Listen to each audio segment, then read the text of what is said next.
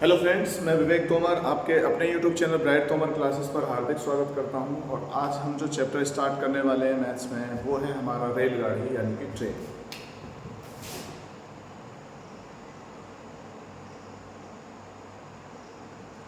रेलगाड़ी यानी ट्रेन, ये जो टॉपिक है अपने आप में बहुत इंपॉर्टेंट टॉपिक है और मैं पहले इसके बारे में थोड़ा सा आपको बेसिक बताना चाहूँगा और बेसिक के बाद में फिर हम एक्सरसाइज करेंगे या कुछ क्वेश्चन करेंगे। ठीक है, तो चलिए सबसे पहले एक बात समझते हैं कि ट्रेन जो होती है वो एक ऐसी वस्तु होती है जिसमें लंबाई होती है और लंबाई के साथ साथ चाल होती है।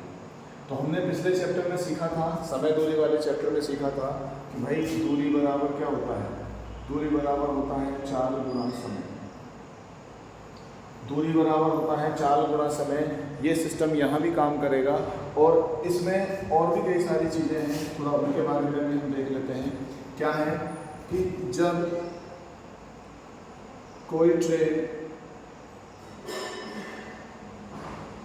किसी व्यक्ति या खंभे को पार करेगी तो सिर्फ अपनी लंबाई के बराबर चलेगी। अब मैंने जो ये लाइन लिखी है, जो बोली है, उसको मैं एक बार दोबारा से एक्सप्लेन करता हूँ। सुनिए, जब कोई ट्रेन किसी व्यक्ति या खंभे को पार करती है तो सिर्फ और सिर्फ अपनी लंबाई के बराबर चलती है। इसका कारण क्या होता है कि ट्रेन की जो लेंथ होती है वो ज़्यादा होती है और व्यक्ति की जो विड्थ होती है या खंभे की जो विड्थ होती है वो उसके मुकाबले बिल्कुल शून्य होती है, यानी ज़ीरो होती है। तो इस कंडीशन में हम क्या करते हैं, हम ट्रेन के मुकाबले खंभे को और व्यक्ति को क्या मान लेते हैं, ज़ीरो मान लेते हैं और इस स्थिति में ये कह देते हैं कि ट्रेन सिर्फ अपनी लंबाई के बराबर चलेगी। दूसरा पॉइंट देखते हैं, जब ट्रेन किसी दूसरी ट्रेन को, पुल को, गुफा को, सुरंग को, प्लेटफॉर्म को या किसी लंबाई वाली वस्तु को,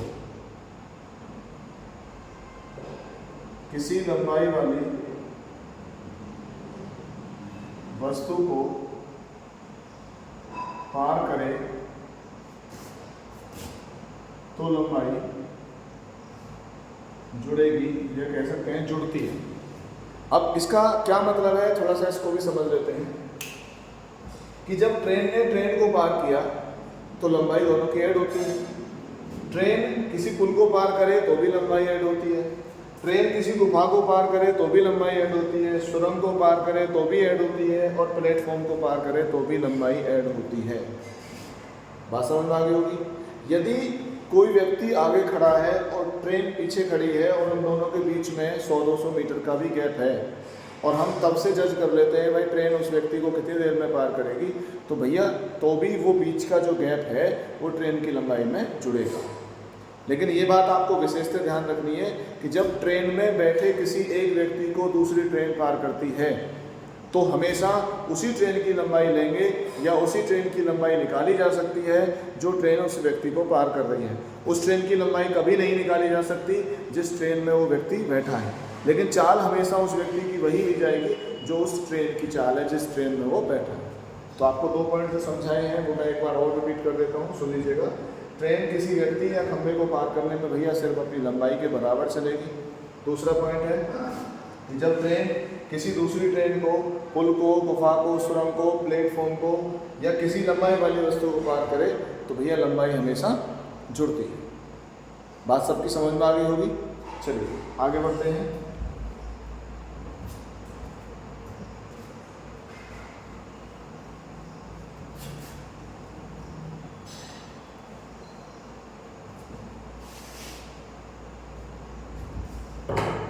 एक बहुत सिंपल सी बात समझेंगे। देखिए हमारे पास 2 टाइम होते हैं, एक टाइम होता है T1 सपोज दैट, एक टाइम होता है T2। मतलब कहने का है कि भैया एक टाइम होता है कम और एक टाइम होता है हमारे पास ज़्यादा। अब कम वाला जो टाइम है वो एक व्यक्ति को या खंभे को पार करने में ट्रेन लगाएगी वो वाला टाइम होगा, और जो ज़्यादा वाला टाइम होगा वो किसी पुल या प्लेटफॉर्म आदि को पार करने का टाइम होगा। भाई बात को थोड़ा गौर से समझना, व्यक्ति या खंभे को पार करने में ट्रेन सिर्फ अपनी लंबाई के बराबर चलेगी, इसका मतलब उसका जो T1 टाइम है वो कम है और उस टाइम में वो सिर्फ अपनी लंबाई के बराबर चल पा रही है। बात क्लियर। दूसरी बात भैया यहाँ पे जो है जो लंबाई हम लेंगे वो पुल की या प्लेटफॉर्म की आएगी, इसमें ट्रेन की लंबाई इंक्लूड नहीं होती, बट टाइम जो होता है, जो टाइम हमारा होता है उस टाइम में ट्रेन जो है वो काउंट होती है। कैसे काउंट होती है कि प्लेटफॉर्म को पार करने में, जैसे हम कह सकते हैं कि मान लो यहाँ 8 सेकंड लगे किसी खंभे को पार करने में और यहाँ लग गए उसको 18 सेकंड, तो 18 सेकंड में तो भैया दो चीज़ें आ गई, एक क्या आ गई ट्रेन और एक क्या हो गया पुल। अब यहाँ अगर बात करें तो यहाँ सिर्फ ट्रेन है, अगर मैं यहाँ केवल पुल के लिए टाइम निकालूँ तो पुल का जो टाइम आएगा वो कितना आएगा भैया, 8 और 18 का अंतर लेंगे तो कितना आएगा 10 सेकंड, और 10 सेकंड केवल पुल का टाइम आया है, इसमें ट्रेन जीरो हो जाएगी। क्या हो जाएगी? जीरो। मतलब ट्रेन करेगी तो पार ट्रेन ही, लेकिन ट्रेन की जो लेंथ है अंतर लेते ही क्या हो जाएगी? जीरो। यानी ट्रेन जो है वो अब काउंटेबल नहीं रही है, केवल स्पीड उसकी काउंट होगी। तो बहुत सारी चीज़ें हैं हम और डिस्कस करेंगे, पहले कुछ क्वेश्चंस देखते हैं इस पर। तो भैया शुरू करते हैं क्वेश्चंस। तो ये आपकी समझ में आ गई होगी बात। अगर आपको कोई दिक्कत लगी हो तो एक बार पीछे करके वीडियो को देख लीजिएगा, आपको ये सब कुछ समझ में आ जाएगा। ठीक है, तो अभी क्वेश्चंस करते हैं।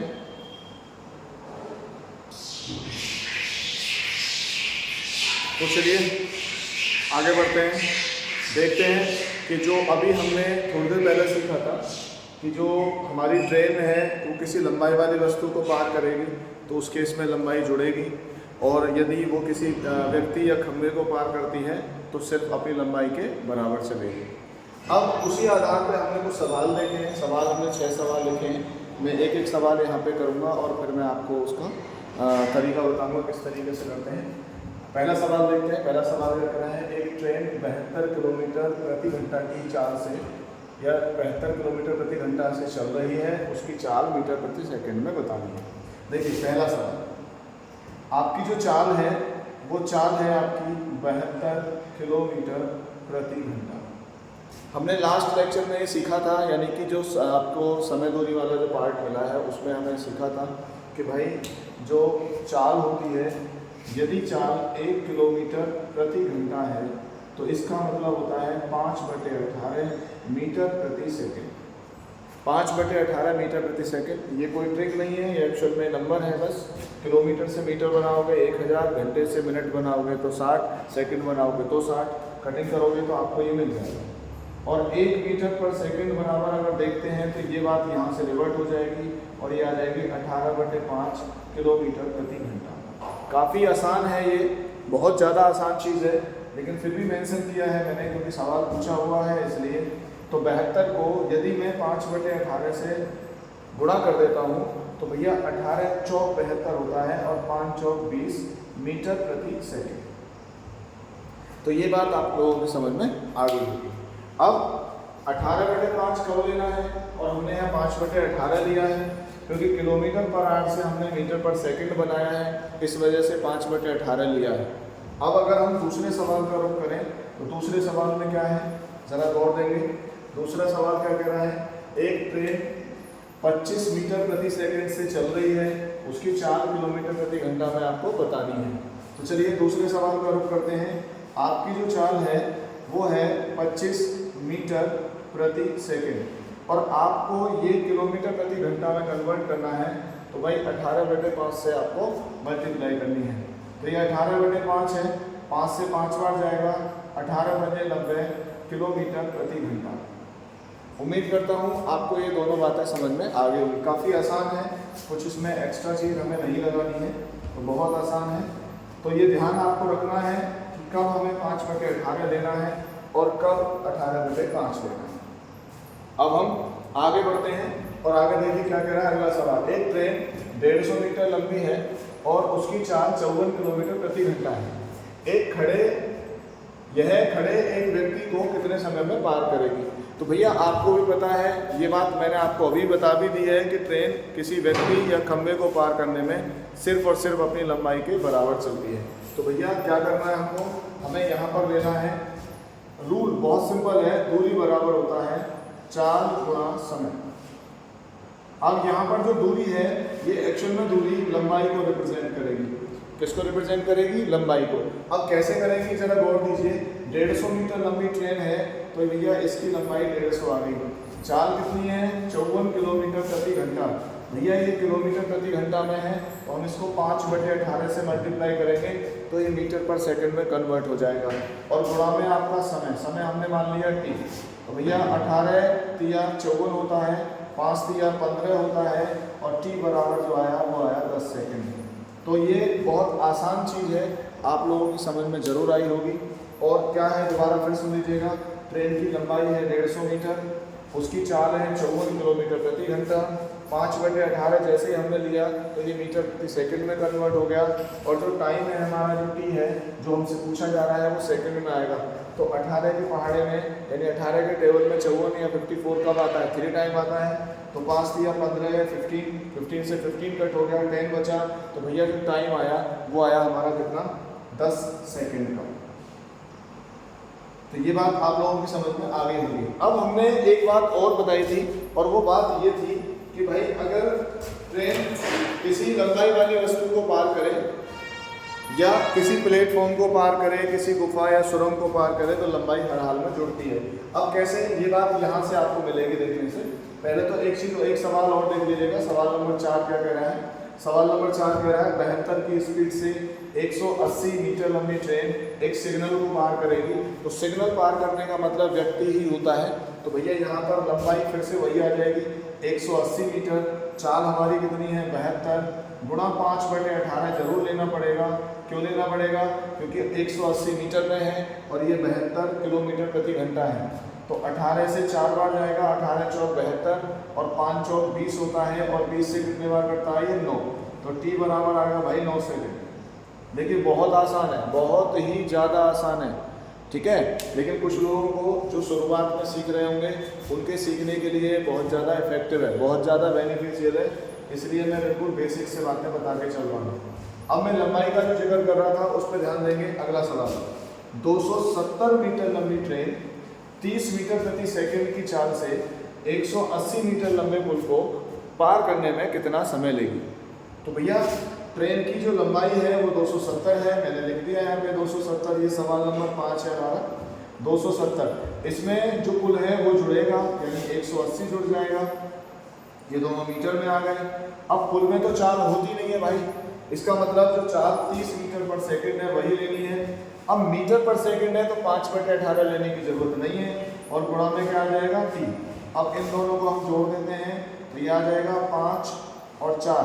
भैया 450, 30 गुणा हो गया टी और इससे कटेगा ये 15 × 45 यानी टी बराबर हो गया बेटा 15 सेकेंड। 15 सेकेंड। तो ये आपको बिल्कुल समझ में आ गया होगा मैं क्या कह रहा हूँ। 270 मीटर लंबी ट्रेन है, 180 मीटर लंबा पुल है जिसे ये पार कर रही है और 30 मीटर प्रति सेकंड से इसकी क्या है? चाल है। तो ये दोनों की लंबाइयाँ जुड़ गई। 30 चाल से अगर डिवाइड कर दूंगा तो ये 15 सेकंड आंसर आ जाएगा। अब अगला सवाल देखते हैं। अगला सवाल क्या कह रहा है? नंबर 6 क्या कह रहा है? छठा सवाल देखिए। ये कह रहा है 150 मीटर लंबी एक ट्रेन 450 मीटर लंबे पुल को, तो भैया 150 में आपको 450 ऐड करना है। इतने मीटर लंबी ट्रेन हो गई और इतना मीटर पुल हो गया, ये दोनों ऐड हो गए। 20 सेकंड में पार करता है, चाल बतानी है। तो भैया स्पीड को st मान लिया और टाइम मान लिया मैंने 20 सेकंड जो भी दिया गया है। इन दोनों को हम ऐड कर देते हैं। ऐड करेंगे तो 600 आएगा बराबर स्पीड इंटू टाइम यानी 20 से अगर 600 को कट करेंगे तो 30 आएगा और स्पीड इक्वल्स टू आ गया 30 मीटर प्रति सेकंड पर सेकंड। और भैया ये डिपेंड करेगा कि ऑप्शन में आपको ये मीटर पर सेकंड दिया है या किलोमीटर प्रति घंटा दिया है। यदि ये किलोमीटर प्रति घंटा है तो बस हमें क्या करना है, 30 के साथ 18/5 लेना है। 5 से कितने बार कटेगा? 6। 18 छिके 108 किलोमीटर प्रति घंटा। भैया डिपेंड करता है ऑप्शन पे कि ऑप्शन क्या दिया गया है। तो मैंने आपको जो 6 सवाल समझाए हैं उम्मीद करता हूँ ये बात आपकी समझ में आ गई होगी। यदि किसी सवाल में कोई प्रॉब्लम आपको लग रही है तो वीडियो को पीछे करके देख सकते हो। ठीक है, अब हम थोड़ा सा आगे बढ़ेंगे और अगले वाले टाइम में हम क्या सीखेंगे कि आपको जैसे दिशाएं समान होने पर चाल घटती हैं या दिशा विपरीत होने पर चाल जुड़ती हैं, ये तो बात पता होगी, लेकिन फिर भी मैं एक बार बता देता हूँ कि जब दो गतिमान वस्तुएं एक ही दिशा में चलती हैं, या तो दोनों जा रही हों या दोनों आ रही हों, तो हमेशा दोनों की चाल का अंतर लेते हैं, यानी माइनस लेते हैं, दोनों की चाल घटती हैं। यदि हम कहने लगे कि एक जा रही है और एक आ रही है, तो इसका मतलब दोनों की दिशाएं विपरीत हैं, और विपरीत दिशा होने पर दोनों की जो चालें होती हैं वो हमेशा जुड़ती हैं। और लंबाई वाला केस तो ये है ही है कि अगर पुल को पार कर रही है कोई ट्रेन, तो लंबाई तो हमेशा जुड़ेगी, बस फर्क है चाल का कि चाल कब जुड़ेगी और चाल कब घटेगी। तो दिशा समान होने पर चाल क्या होती है, माइनस होती है, और अगर आप विपरीत दिशा में चल रहे हैं तो चाल हमेशा प्लस होती है। तो उस टाइप के हम सवाल देखते हैं अभी।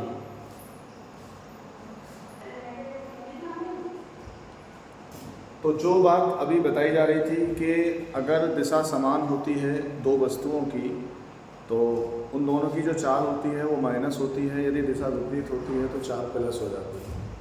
अब इसी आधार पर हमने 4 सवाल आपके सामने रखे हैं। तो पहला सवाल क्या कहता है, लेकिन सवाल नंबर 7 यहाँ पर करेंगे इसको हम।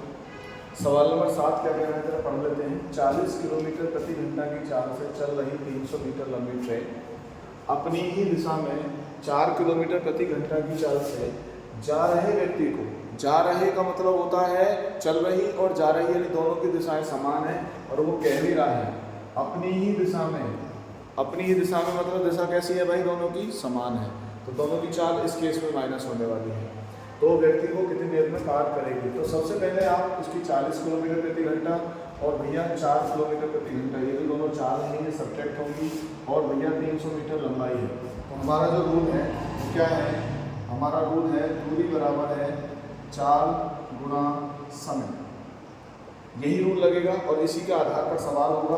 दूरी है हमारी 300 मीटर की, बराबर चाल है 40 में से आपको 4 माइनस करना है, गुणा 5/18 लेना है, और गुणा में समय आ जाएगा। अब इसको कैसे हल करना है भाई, यहाँ पे हल कर लेते हैं। ये आ जाएगा यहाँ पे 300 बराबर, इन दोनों का अंतर लेंगे तो कितना आएगा 36 गुणा 5/18 और गुणा में आ गया भाई t। ठीक है, अब इसको हल कर दीजिएगा। 18 दूनी 36 होते हैं, 5 दूनी 10 होते हैं, ये कट गया, इसका मतलब समय आया 30 सेकेंड का। तो भैया ये जो सवाल है, सवाल नंबर 7, इसका जो जवाब बना है वो बना है 30 सेकेंड का।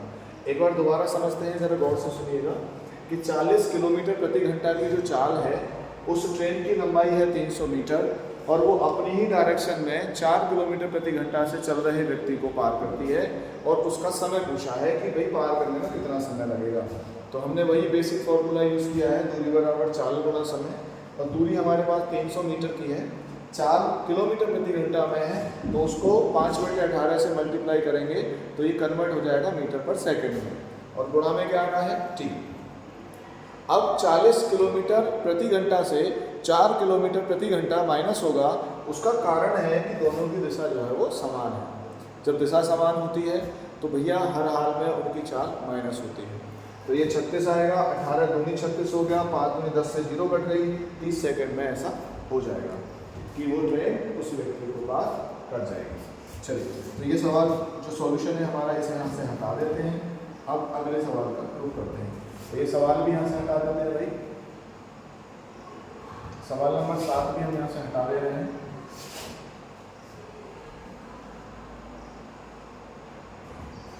चलिए अगला सवाल देखते हैं। सवाल क्या कह रहा है, सवाल है हमारा 54 किलोमीटर प्रति घंटा की चाल से चल रही 150 मीटर लंबी ट्रेन अपनी विपरीत दिशा से 6 किलोमीटर प्रति घंटा की चाल से आ रहे व्यक्ति को, मतलब ट्रेन जा रही है और व्यक्ति आ रहा है तो दिशा विपरीत हो गई है।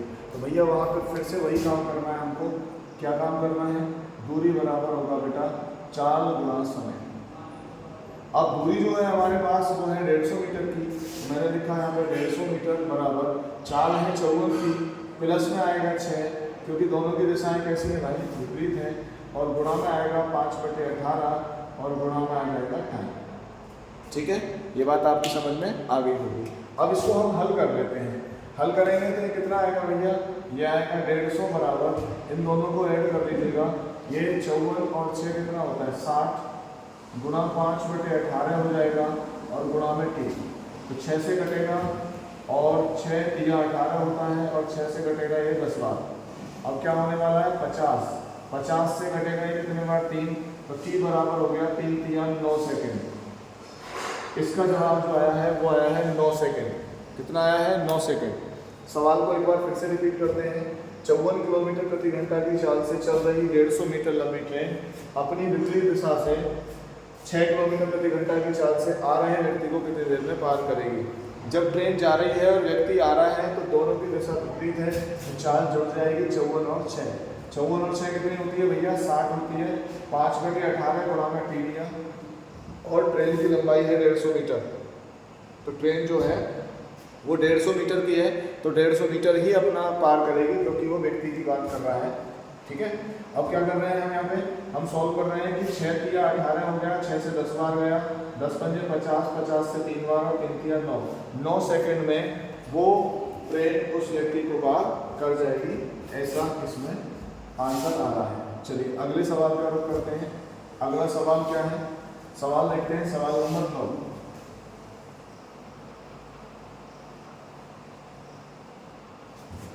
देखिए सवाल नंबर 9 क्या कह रहा है भाई, सवाल नंबर 9 देखिए, 30 किलोमीटर प्रति घंटा की चाल से जा रही ट्रेन में बैठा व्यक्ति देखता है। देखिए ट्रेन में बैठा व्यक्ति देखता है कि उसकी विपरीत दिशा से आती हुई 200 मीटर लंबी ट्रेन उसे 9 सेकंड में पार कर जाती है।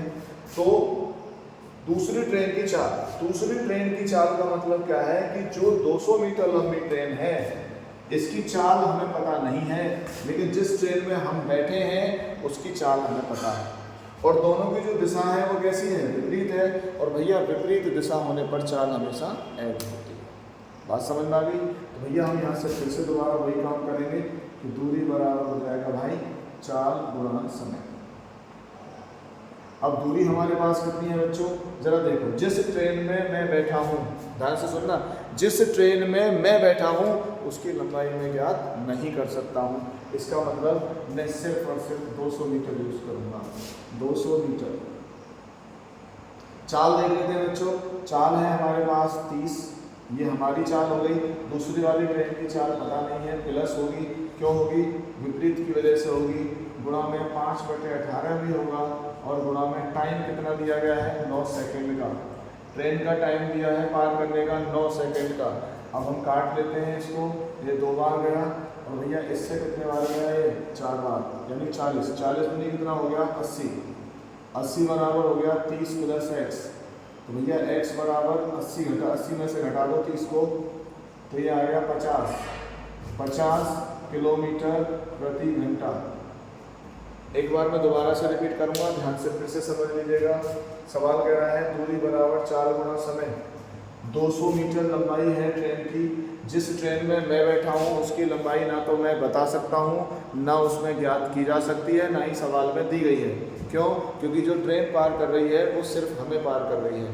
ठीक है, अब इसके आगे क्या हुआ कि जो ट्रेन पार करके गई है उसकी दिशा विपरीत है और वो 200 मीटर लंबी है और 9 सेकंड में वो पार भी कर जाती है मुझको, मतलब एक व्यक्ति को। तो भैया 200 मीटर लंबाई है, दोनों की चाल जुड़ेगी और बटे में गुणा में 5/18 आएगा और गुणा में क्या आ गया, टाइम आ गया। हमने 9 दूनी 18 किया, 5 से इसको 40 बार, 40 दूनी 80, 30 घटा देंगे तो आंसर आ जाएगा 50। तो भैया जो दूसरी वाली ट्रेन है वो जो चल रही है उसकी चाल है 50 किलोमीटर प्रति घंटा। अब अगला सवाल देखते हैं, सवाल नंबर 10।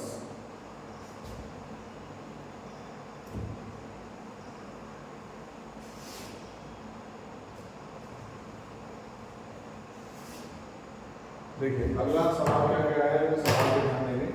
सवाल कह रहा है कि भाई 100 मीटर लंबी ट्रेन 54 किलोमीटर प्रति घंटा की चाल से चल रही है, वह अपने आगे 36 किलोमीटर प्रति घंटा की चाल से चल रही ट्रेन में बैठे व्यक्ति को, मतलब दोनों की जो दिशा है वो समान है, तो वो फिर से दोबारा रूल लगाइए, दूरी बराबर आ जाएगा चाल गुणा समय। अब हमारे पास सिर्फ 100 मीटर काउंट करने के लिए है, क्योंकि जिस ट्रेन में हम बैठे हैं उसकी लंबाई ना तो ज्ञात कर सकते हैं ना दे रखी है। तो हम यहाँ दूरी बराबर ले लेंगे 100 मीटर, और चाल कितनी है बच्चों 54 है, और दूसरी चाल कितनी है 36। इन दोनों का क्या लेना है, हमें अंतर लेना है। तो ये 36 हो गया, ये 54 हो गया, इसका अंतर हो गया, गुणा 5/18 हो गया, और गुणा में टाइम पूछ रहा है हमसे। देख लीजिएगा कितने समय में पार करेगी, तो बस सॉल्व कर देंगे। तो भैया 5 से ये कितने बार कट रहा है 2, ये हो गया 20, 20 गुणा 18 बराबर इन दोनों का अंतर दे देते हैं। तो भैया कितना बनेगा 8 बनेगा, और ये कितना बनेगा 1, 18 गुणा में टी।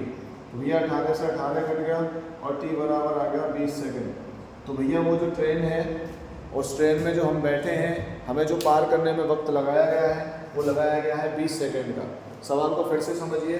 100 मीटर लंबी ट्रेन 54 किलोमीटर प्रति घंटा की चाल से चल रही है, वह अपने आगे 36 किलोमीटर प्रति घंटा की चाल से चल रही ट्रेन में बैठे एक व्यक्ति को पार करेगी, तो कितना समय लगेगा। तो दोनों की दिशाएं समान होने पर चाल माइनस हो गई है। तो 54 से अगर 36 घटाया जाएगा तो 18 आएगा, 18 आ गया। 5/18 हमने लिया, गुणा में टाइम ले लिया, और टाइम सेकंड में निकलेगा, और जो आपको दूरी दे रखी है वो दे रखी है मीटर में। तो बात समझ में आ गई होगी कि भैया 100 मीटर 5 से काट लिया 20 बार, 18 गुणा 20 हुआ, 18 से 18 कट गया, और टाइम आ गया आपका 20 सेकेंड का। तो उम्मीद करता हूँ आपको ये बात ज़रूर समझ में आई होगी, और जो भी हमने 10 क्वेश्चन किए हैं ये आपको ज़रूर समझ में आए होंगे। अगर आपको कोई प्रॉब्लम रही है समझने में, तो आप इस वीडियो को एक बार पीछे करके यानी बैक करके दोबारा से देख सकते हैं, और एक बार सवाल को समझ सकते हैं। या अगर फिर भी कोई प्रॉब्लम रह जाती है तो एक बार कमेंट करके आप ज़रूर बताइएगा। वीडियो को लाइक ज़रूर कर दें, शेयर ज़रूर कर दें। अगर नया बच्चा कोई भी क्लास देखे तो चैनल को सब्सक्राइब जरूर कर लें। तो आज की क्लास इतनी ही है, मिलते हैं अगली क्लास के साथ। धन्यवाद, जय हिंद।